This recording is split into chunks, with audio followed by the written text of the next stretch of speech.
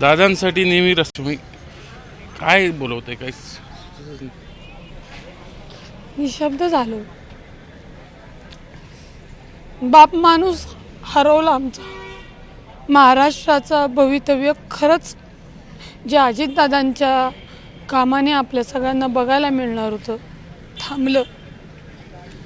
या अजितदादांनी विरोधक असो कुणी असो एखादा काम घेऊन आला की त्याला त्यांच्या पद्धतीमध्ये ती मदत पोचवायचे काम करायचे. अजितदादांनी राष्ट्रवादी काँग्रेस पक्षाच्या प्रत्येक कार्यकर्त्याला निस्वार्थ प्रेम, कर्तव्य आणि नाव दिलेले. आज अजितदादा विलीन झाले, अनंतात विलीन झाले. माझी तेवढीच राष्ट्रवादी पक्षातल्या सर्व माझ्या बंधू भगिनींना विनंती आहे, जे अजितदादांनी आपल्याला निस्वार्थीपणे दिले ना, ज्यांच्या डोळ्यात आत्ता इथे येऊन अश्रू आलेत ना, त्यांनी त्या अश्रूची किंमत खासदार सुनेत्रा वहिनी आणि पार्थदादा जयदादाच्या पाठीशी प्रामाणिकपणे उभं राहून द्यायचं. हीच अजितदादांना भावपूर्वक श्रद्धांजली असेल. नाही तर इथे तुम्ही अश्रू ढासळणार आणि बाहेर गेल्यावर ते होता कामा नये. जे अजितदादांनी आपल्याला दिलेले, ज्या अजितदादांनी आपल्याला उभं केलेले, तेच आता निस्वार्थपणे, प्रामाणिकपणे आणि विश्वासाने खासदार सुनेत्रा वहिनी, पार्थदादा, जयदादा यांना देण्याची वेळ आहे.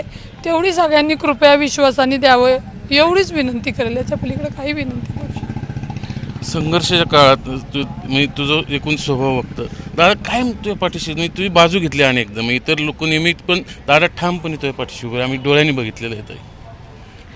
आधार मी सांगितलं ना की मला जेव्हा काल कळलं, माझे वडील जाऊन 30 वर्ष झाली आहेत, मी ते विसरू शकले नाही. आणि माझ्या वडिलांच्या जागेवर मला जो आधार दिला तो माननीय अजितदादांनी दिला. कसं विसरू शकेल आणि कसं करू शकेल असं माझा स्वतःला प्रश्न आहे. पण तरीही म्हणलं की नाही, ज्या दादांनी आपण रक्ता नात्याच्या नसताना आपल्याला लेकीचा दर्जा दिला, बहिणीचा दर्जा दिला. आणि तुम्ही बघितलं, मला नेहमी दादा वहिनी पाठीशी होते. दादा कधी मला बोलायचे नाहीत, फक्त कधी माझा आवाज जसा बोलताना अगं जरा हळू बोल, तुम्ही म्हणजे दादा आवाजच तसा आहे. आणि काय बोलू, नाही हो शब्द राहिले. दादासारखा राजकीय व्यक्तिमत्व कधीच होऊ शकत नाही. त्याला ना कुठला स्वार्थ होता ना कुठला, म्हणजे अनेकांना तरी दादांनी आमदार आणि खासदार नगरसेवक बनवले.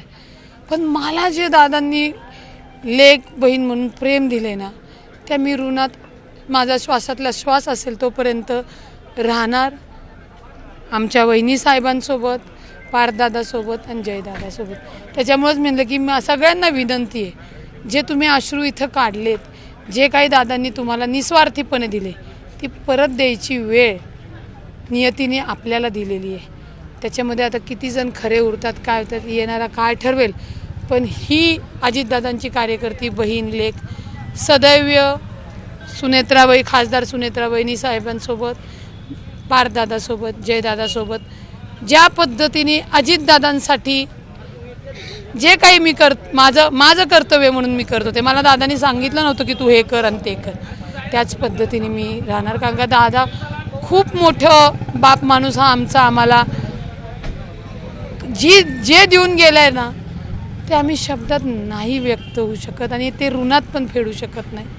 त्यामुळे माझी राष्ट्रवादी काँग्रेस पक्षाचा खरंच सांगते, ही वेळ नाही आहे, पण ही विनंती आहे सगळ्यांना की खासदार सुनेत्रा वहिनी, पार्थदादा आणि जयदादांना निस्वार्थपणे, प्रामाणिकपणे आणि खंबीरपणाने त्यांच्यासोबत उभं राहा.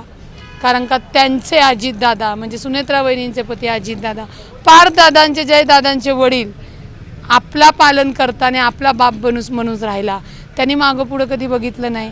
आता आपली वेळ आहे, आपणही मागं पुढं कुठं बघितलं नाही पाहिजे.